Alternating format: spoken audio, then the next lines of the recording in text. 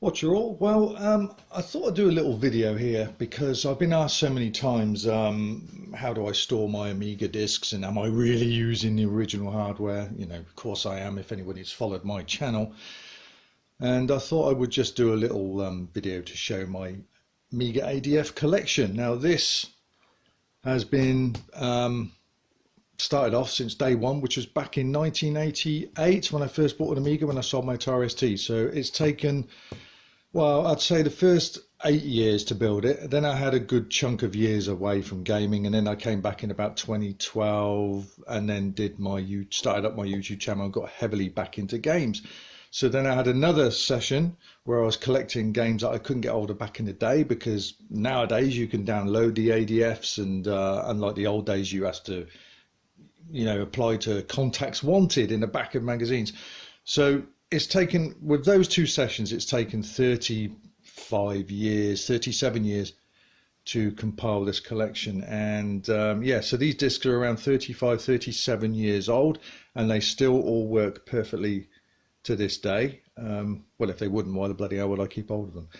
But let's have a look. I just thought I would show those that are interested how I store them and how I label them and how many I've got, that kind of thing. So just undo that, and here we go. So there we go. That's my entire collection of the games that I like and that I keep. We got roughly about 450 discs there, approximately.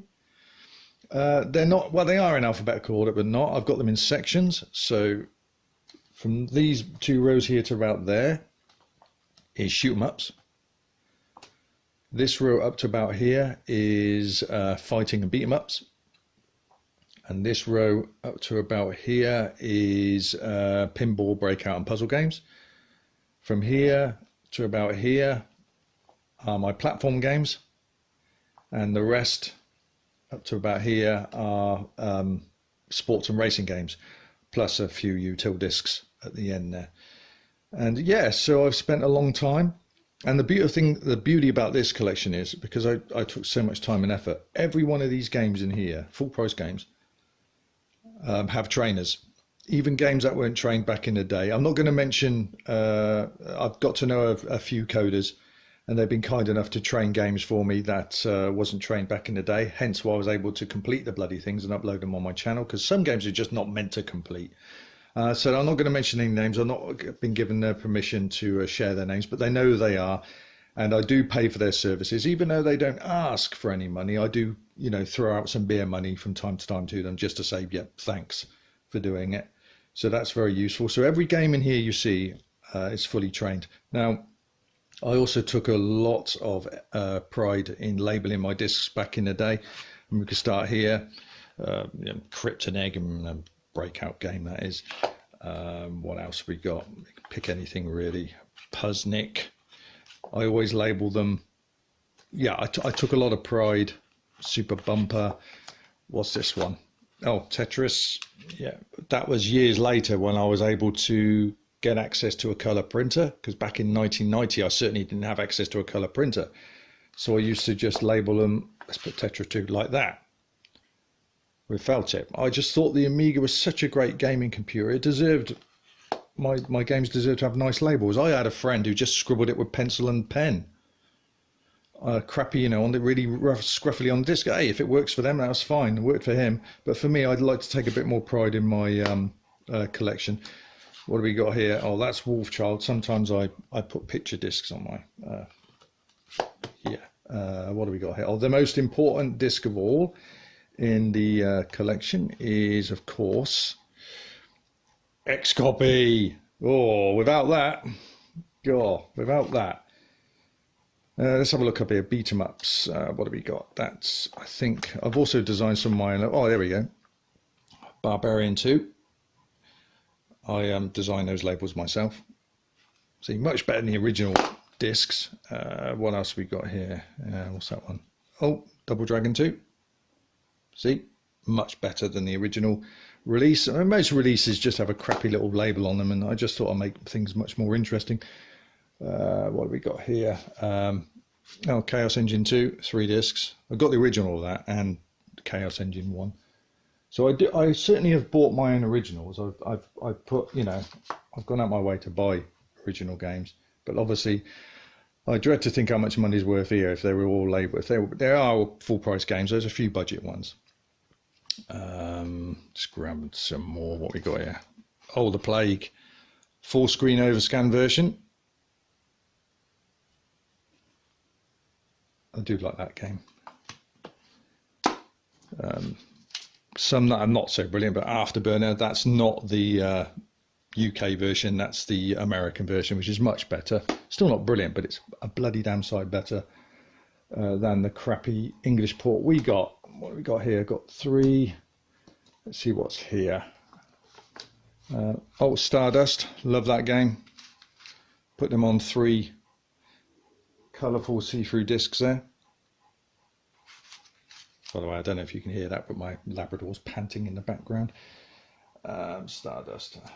Can't think where I bloody put that now. That's somewhere there. I'll put it there. I can always find where it's supposed to go shortly. Stick it there for now. What else have we got? Oh, blimey. My favourite arcade game of 1988. I don't care what anyone says. Street Fighter 1, and Teotex absolutely murdered it. And because of that, I was in a position where I literally could flip them all off. I got my revenge, even though they wouldn't know about it, but it was my way of saying F you. I bought the original arcade Street Fighter 1 machine, which still is in my living room to this day. It still works perfectly. What else have we got here? What's this? Let's have a look. Oh yeah, Fire and Forget. Fire and Forget 2. Again, me labelling them up, colour printer. Yes, I know some of these aren't brilliant games, but anyway, I like to keep hold of them. So yeah, that was it really. I just wanted to show what we got here. Oh, Nebulous 2. I cut that out of a magazine, and then, as I said, what I normally do afterwards is label them like that. You know, I just didn't feel right putting crappy pencil or pen scribbling them on. I thought they deserved better. Lotus 2. Oh, I just did that one. Let's have a look. What's this? I think that's Fire and Ice. Oh yeah, Fire and Ice. Disc 1, Disc 2, and Christmas edition.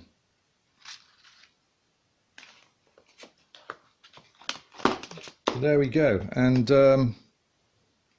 so for all these years I've stored them in a very heavy duty metal box in a non-smoking environment. I've always kept them at room temperature, never put them in a basement or an attic, and I've stored them this way. I know some of them go, they're the wrong way around. Well, excuse me, let's get some dimwits out of the way. The disc inside, so we've got 0. Well, the disc inside is circle. It's round. It doesn't matter which way it goes, because every time you take out the disk drive, it always changes its position. It makes no difference. And to prove that there's nothing wrong storing them this way is because, as I said, 37, 38 years on, they all still work perfectly. And I didn't really want them that way, because the only reason they're that way is so people can write on the spine what the game is. I know what the games are and where they are. So and also keeping this up rather than down the bottom where it collects dust, that's another good thing. So that's the way I like to store them. But yeah, there we go. I've got, I don't know what we got here. Let's have a look. What have we got? I've got Hybris. That's original. There we go. There's Hybris. That's original disc. Fantastic game. That is the game that resulted me in selling my Atari ST and purchasing the Amiga. That game there alone. So yeah, there we go. That's it. And my Amiga, I am not going to show that right now. That's covered up by Amiga 500 with 3 external disk drives. Again, because of the way I've stored it, I might have got lucky as well, but it's not yellowed a fraction anywhere. If it has, it's a microscopic level, and it's done it all over, because it's just, I've seen some Amigas that look like they've had curry sauce poured all over them, to the point they're brown, they're horrible. But mine hasn't. So that's a combination, I think, of keeping it covered up, room temperature, non-smoking environment, internal lights are not UV, and also maybe being lucky that I got a batch where they didn't have too much fire retardant, or whatever you call it, inside the plastic. So mine hasn't yellowed at all. In my house at night, it does look creamy, but that's because the inside lights, the internal lights, are kind of yellow. Whereas if I took it outside, it's grey, almost bright grey. It's not yellowed at all. So I'm over the moon with that. What else have we got here? Oh yeah, tunnels of Armageddon. That's been trained for me. Bloody impossible game to complete that without cheats. So yeah, that's it. Shadow the Beast. I'm just trying to think, because as I said before, I got access to a color printer, Leonardo. I used to label them. Got lemmings. Oh no, more lemmings. I used to just label them with pen, like that. So yeah, we've got about 450 discs there. SDI. What else we got? Project X.